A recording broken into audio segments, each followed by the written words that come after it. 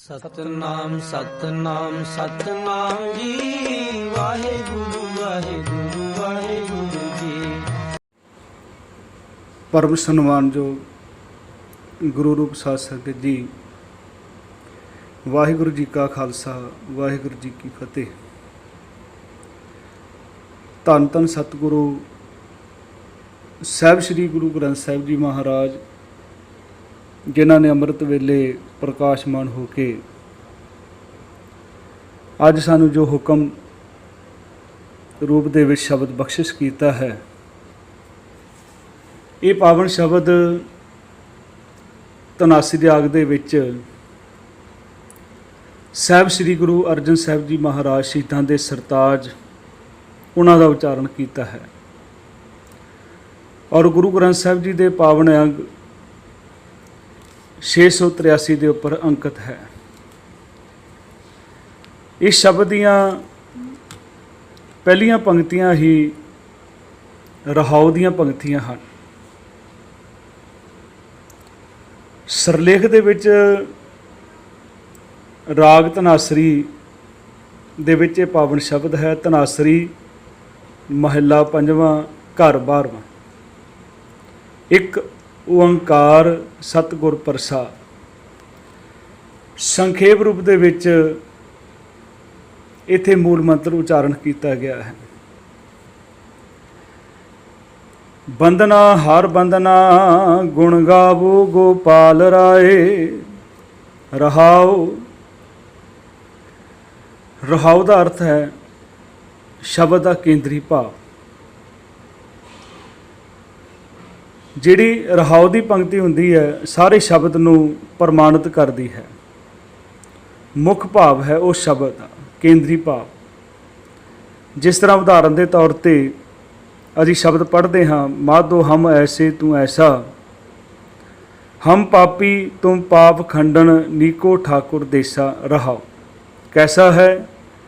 ਤੇ ਦੂਸਰੀਆਂ ਪੰਕਤੀਆਂ ਨੂੰ ਪ੍ਰਮਾਣਿਤ ਕਰਦੀਆਂ, ਹਮ ਮੈਲੇ ਤੁਮ ਉਜਲ ਕਰਤੇ, ਹਮ ਨਿਰਗੁਣ ਤੂੰ ਦਾਤਾ, ਹਮ ਮੂਰਖ ਤੁਮ ਚਤਰ ਸਿਆਣੇ, ਤੂੰ ਸਰਬ ਕਲਾ ਕਾ ਗਿਆਤਾ। ਜਿਸ ਵੇਲੇ ਅਸੀਂ ਰਹਾਉ ਦੀ ਪੰਕਤੀ ਨੂੰ ਮੁੱਖ ਰੱਖ ਕੇ ਸ਼ਬਦ ਨੂੰ ਵਿਚਾਰਦੇ ਹਾਂ, ਗਾਇਨ ਕਰਦੇ ਹਾਂ, ਤੇ ਸੁਭਾਵਿਕ ਹੀ ਸਹਿਜੇ ਹੀ ਸਾਨੂੰ ਸ਼ਬਦ ਦੀ ਸਮਝ ਆ ਜਾਂਦੀ ਹੈ।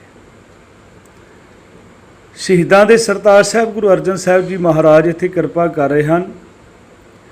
ਬੰਦਨਾ ਹਰ ਬੰਦਨਾ ਗੁਣ ਗਾਵੋ ਗੋਪਾਲ ਰਾਏ। ਰਹਾਉ ਕਿ ਹੇ ਭਾਈ, ਤੁਸੀਂ ਸਦਾ ਹੀ ਪਰਮਾਤਮਾ ਨੂੰ ਨਮਸਕਾਰ ਕਰਿਆ ਕਰੋ ਅਤੇ ਉਸ ਅਕਾਲ ਪੁਰਖ ਵਾਹਿਗੁਰੂ ਜੀ ਦੇ ਪਰਮੇਸ਼ਰ ਦੇ ਗੁਣ ਗਾਉਂਦੇ ਰਹੋ। ਸਤਿਗੁਰੂ ਨੇ ਅਨੇਕਾਂ ਪ੍ਰਮਾਣ ਸਾਨੂੰ ਬਾਣੀ ਦੇ ਵਿੱਚ ਬਖਸ਼ਿਸ਼ ਕੀਤੇ ਹਨ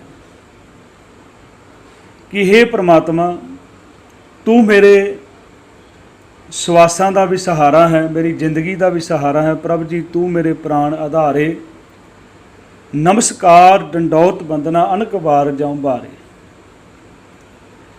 ਨਮਸਕਾਰ ਤਿਸ ਹੀ ਕੋ ਹਮਾਰੀ, ਸਕਲ ਪ੍ਰਜਾ ਜਿਨੇ ਆਪ ਸਵਾਰੀ। ਇਹ ਵੀ ਸਾਡੇ ਜੀਵਨ ਦੇ ਵਿੱਚ ਸਤਿਗੁਰ ਨੇ ਸੋਝੀ ਦਿੱਤੀ ਹੈ, ਸਾਨੂੰ ਕਿਹਨੂੰ ਨਮਸਕਾਰ ਕਰਨੀ ਹੈ, ਕਿਹਦੇ ਅੱਗੇ ਸਿੱਖ ਨੇ ਝੁਕਣਾ ਹੈ, ਤੇ ਝੁਕਣ ਦਾ ਭਾਵ ਕੀ ਹੈ। ਇੱਕ ਸ਼ਲੋਕ ਅਸੀਂ ਪੜ੍ਹਦੇ ਹਾਂ ਸਤਿਗੁਰ ਜੀ ਦਾ, ਡੰਡੌਤ ਬੰਧਨ ਅਨਕ ਵਾਰ, ਸਰਬ ਕਲਾ ਸਮਰੱਥ। ਉਹ ਅਕਾਲ ਪੁਰਖ ਜਿਹੜਾ ਸਰਬ ਕਲਾ ਸਮਰੱਥ ਹੈ। ਕੋਈ 12 ਕਲਾ, ਕੋਈ 14, ਕੋਈ 16, ਪਰ ਉਹ ਅਕਾਲ ਪੁਰਖ ਪਰਮੇਸ਼ਰ ਜਿਹੜਾ ਹੈ, ਵਾਹਿਗੁਰੂ ਜਿਹੜਾ ਹੈ, ਉਹ 16 ਕਲਾ ਸੰਪੂਰਨ ਹੈ, ਸਮਰੱਥ ਹੈ, ਸਾਰੀਆਂ ਕਲਾ ਦਾ ਮਾਲਕ ਹੈ।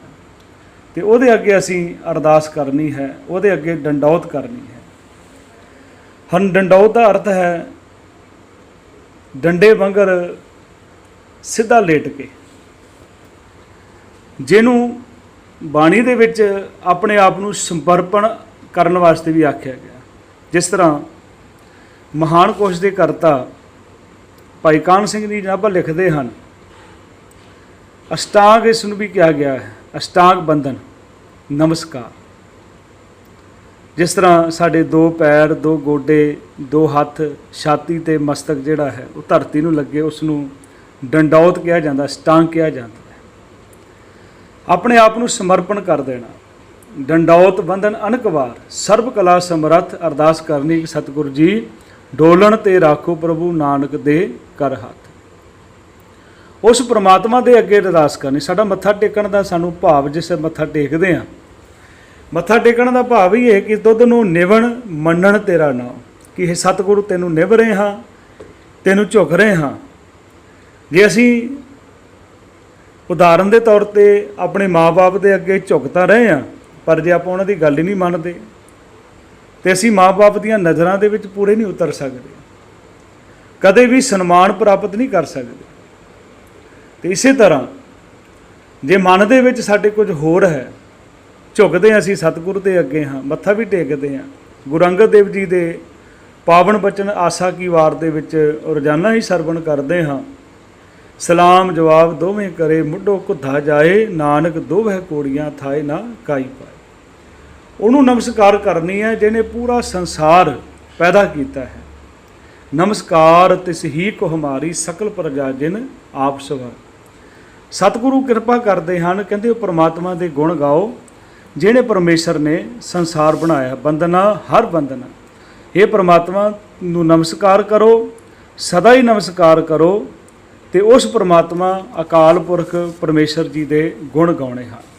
ਤੇ ਇਹ ਸਾਨੂੰ ਸਤਿਗੁਰੂ ਮਹਾਰਾਜ ਨੇ ਬਹੁਤ ਵੱਡਾ ਸਾਧਨ ਦਿੱਤਾ ਹੈ, ਗੁਣ ਗਾਉਣ ਦਾ ਰਸਨਾ ਦਿੱਤੀ ਹੈ, ਜਿਹਦੇ ਬਾਰੇ ਸਤਿਗੁਰੂ ਮਹਾਰਾਜ ਜੀ ਨੇ ਅਨੇਕਾਂ ਪ੍ਰਮਾਣ ਗੁਰੂ ਗ੍ਰੰਥ ਸਾਹਿਬ ਜੀ ਦੀ ਪਾਵਨ ਬਾਣੀ ਦੇ ਵਿੱਚ ਸਾਨੂੰ ਬਖਸ਼ਿਸ਼ ਕੀਤੇ ਹਨ। ਸਤਿਗੁਰੂ ਕਹਿੰਦੇ, ਭਾਈ ਰਸਨਾ ਜਪਤੀ ਤੂੰ ਹੀ ਮਾਤ ਗਰਭ ਤੁਮ ਹੀ ਪ੍ਰਤਪਾਲਕ, ਮਿਰਤ ਮੰਡਲ ਇੱਕ ਤੂੰ ਹੀ। ਰਸਨਾ ਜਪੀਏ ਏਕ ਨਾਮ, ਇਹਾਂ ਸੁਖ ਆਨੰਦ ਕਣਾ, ਆਗੇ ਜੀ ਕੈ ਸੰਗ ਨਾਮ। ਕੀਰਤ ਪ੍ਰਭ ਕੀ ਗਾਓ ਮੇਰੀ ਰਸਨਾ, ਕਿ ਉਹ ਪ੍ਰਮਾਤਮਾ ਅਕਾਲ ਪੁਰਖ ਦੇ ਗੁਣਾਂ ਦੇ ਗੁਣ ਨੂੰ ਗਾਇਨ ਕਰਨਾ ਹੈ। ਅਤੇ ਇੱਥੇ ਸਤਿਗੁਰੂ ਮਹਾਰਾਜ ਅੱਜ ਦੇ ਪਾਵਨ ਫਰਮਾਨ ਦੇ ਵਿੱਚ ਬਖਸ਼ਿਸ਼ ਕਰ ਰਹੇ ਹਨ, ਬੰਦਨਾ ਹਰ ਬੰਦਨਾ ਗੁਣ ਗਾਵੋ ਗੋਪਾਲ ਰਾਏ ਰਹਾਓ। ਵੱਡੇ ਭਾਗ ਭੇਟੇ ਗੁਰਦੇਵਾ। ਭੇਟੇ ਦਾ ਅਰਥ ਹੁੰਦਾ ਹੈ ਮਿਲਾਪ ਕਰਨਾ, ਮਿਲਦਾ ਹੈ। ਇਹ ਭਾਈ ਜਿਸ ਮਨੁੱਖ ਨੂੰ, ਜਿਸ ਵੀ ਪ੍ਰਾਣੀ ਨੂੰ, ਜਿਸ ਵੀ ਸਿੱਖ ਨੂੰ ਵੱਡੀ ਕਿਸਮਤ ਦੇ ਨਾਲ ਗੁਰੂ ਮਿਲ ਪੈਂਦਾ ਹੈ, ਸਾਨੂੰ ਤਾਂ ਹਮੇਸ਼ਾ ਹੀ ਸਤਿਗੁਰਾਂ ਦਾ ਸ਼ੁਕਰਾਨਾ ਕਰਨਾ ਚਾਹੀਦਾ ਹੈ ਕਿ ਸਾਡਾ ਜਨਮ ਸਿੱਖਾਂ ਦੇ ਘਰ ਹੋਇਆ। ਸਾਡੇ ਗੁਰੂ ਗੁਰੂ ਨਾਨਕ ਸਾਹਿਬ ਪਾਤਸ਼ਾਹ, ਸਾਡੇ ਗੁਰੂ ਸਾਹਿਬ ਗੁਰੂ ਗ੍ਰੰਥ ਸਾਹਿਬ ਜੀ ਮਹਾਰਾਜ ਹਨ। ਤੇ ਇਹ ਕਿਸਮਤ ਦੇ ਨਾਲ, ਵੱਡੇ ਭਾਗਾਂ ਦੇ ਨਾਲ ਹੀ ਐਸੇ ਗੁਰੂ ਦੀ ਪ੍ਰਾਪਤੀ ਹੁੰਦੀ ਹੈ। ਐਸੇ ਗੁਰੂ ਕੋ ਬਲ ਬਲ ਜਾਈਏ, ਆਪ ਮੁਕਤ ਮੋਹਿ ਤਾਰੇ।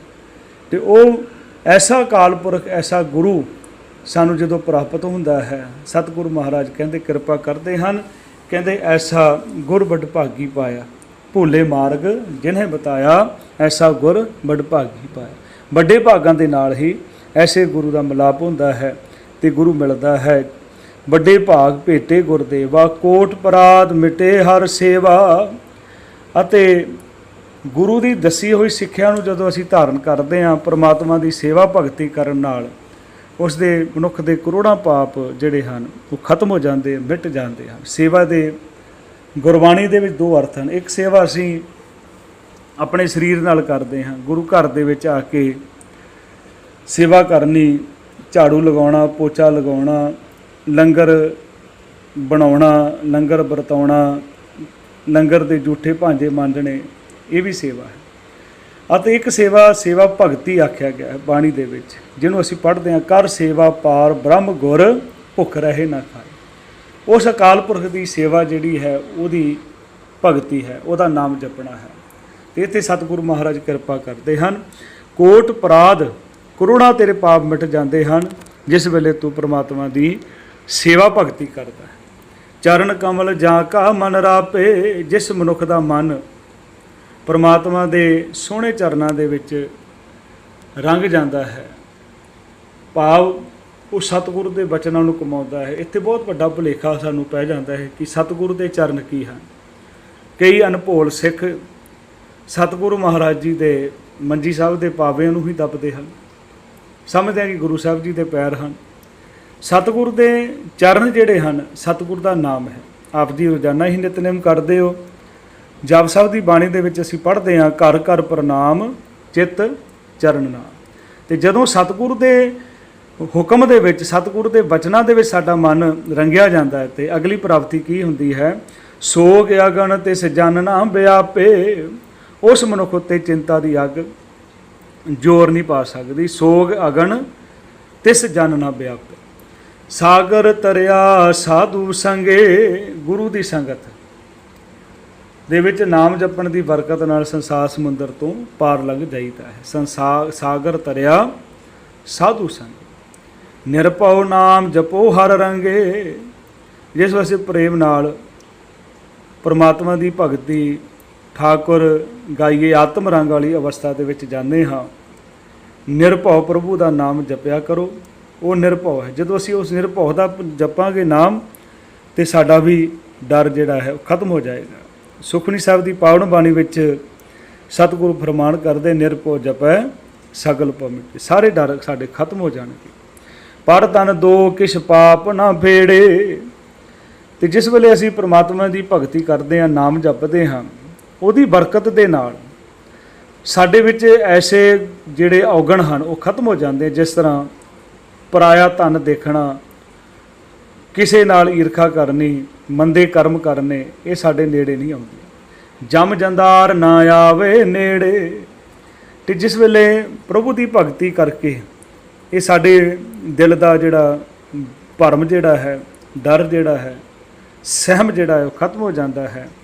ਤੇ ਸਾਡੇ ਨੇੜੇ ਆਤਮਿਕ ਮੌਤ ਨੇੜੇ ਨਹੀਂ ਢੁਕਦੀ। ਜਿਸ ਤਰ੍ਹਾਂ ਅਸੀਂ ਸ਼ਬਦ ਪੜ੍ਹਦੇ ਹਾਂ, ਬੜਾ ਸੌਖਾ ਹੈ। ਜਿਸ ਕੇ ਸਿਰ ਉੱਪਰ ਤੂੰ ਸੁਆਮੀ, ਸੋ ਦੁੱਖ ਕੈਸਾ ਪਾਵੇ। ਬੋਲ ਨਾ ਜਾਣੇ ਮਾਇਆ, ਮਦ ਮਾਤਾ ਮਰਨਾ ਚੀਤ ਨਾ ਆਵੇ। ਮੌਤ ਦਾ ਭੈ ਖਤਮ ਹੋ ਜਾਂਦਾ ਹੈ। ਤ੍ਰਿਸ਼ਨਾ ਅਗਨ ਪ੍ਰਭ ਆਪ ਬੁਝਾਈ। ਉਹ ਪ੍ਰਮਾਤਮਾ ਅਕਾਲ ਪੁਰਖ ਜਿਹੜੇ ਪ੍ਰਮਾਤਮਾ ਦਾ ਨਾਮ ਜਪਣ, ਜਿਸ ਤਰ੍ਹਾਂ ਮੈਂ ਪਹਿਲਾਂ ਬੇਨਤੀ ਕੀਤੀ ਹੈ ਕਿ ਜਿਸ ਵੇਲੇ ਅਸੀਂ ਰਹਾਉ ਦੀ ਪੰਕਤੀ ਨੂੰ ਮੁੱਖ ਰੱਖਾਂਗੇ, ਉਹਦੇ ਪ੍ਰਮਾਤਮਾ ਦੀ ਇਸ ਰਹਾਉ ਦੀ ਪੰਕਤੀ ਵਿੱਚ ਸਤਿਗੁਰ ਨੇ ਕਿਹਾ, ਬੰਦਨਾ ਹਰ ਬੰਦਨਾ ਗੁਣ ਗਾਵੋ ਗੋਪਾਲ। ਜਦੋਂ ਪ੍ਰਮਾਤਮਾ ਦੇ ਗੁਣ ਗਾਵਾਂਗੇ ਕੀ ਪ੍ਰਾਪਤੀ ਹੋ ਰਹੀ ਹੈ? ਕਹਿੰਦੇ ਉਹ ਪ੍ਰਮਾਤਮਾ ਜਿਹੜੀ ਹੈ ਸਾਡੇ ਅੰਦਰ ਤ੍ਰਿਸ਼ਨਾ ਦੀ ਅੱਗ ਲੱਗੀ ਹੈ ਉਹਨੂੰ ਹਮੇਸ਼ਾ ਵਾਸਤੇ ਬੁਝਾ ਦਿੰਦਾ, ਖਤਮ ਕਰ ਦਿੰਦਾ ਹੈ।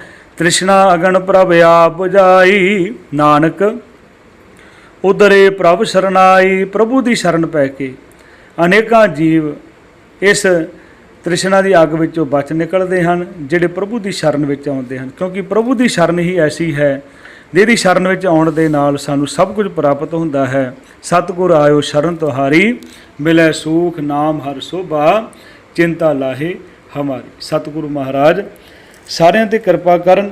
ਅਰਦਾਸ ਕਰੀਏ ਕਿ ਸਤਿਗੁਰੂ ਮਹਾਰਾਜ ਜਗਤ ਜਲੰਧਰ ਰੱਖ ਲੈ ਆਪਣੀ ਕਿਰਪਾ ਧਾਰ, ਜਿੱਤ ਦੁਆਰੇ ਉਭਰੇ ਤਿੱਤੇ ਲੇਹੋ ਬਾਰ। ਅਰਦਾਸ ਹੈ ਸਤਿਗੁਰੂ ਮਹਾਰਾਜ ਸਾਰੇ ਪਰਿਵਾਰਾਂ ਨੂੰ, ਸਾਰੇ ਸੰਸਾਰ ਨੂੰ ਸਤਿਗੁਰੂ ਮਹਾਰਾਜ ਜੀ ਇਸ ਭਿਆਨਕ ਬਿਮਾਰੀ ਤੋਂ ਬਾਹਰ ਕੱਢ ਕੇ ਆਪਣੇ ਚਰਨਾਂ ਨਾਲ ਜੋੜਨ।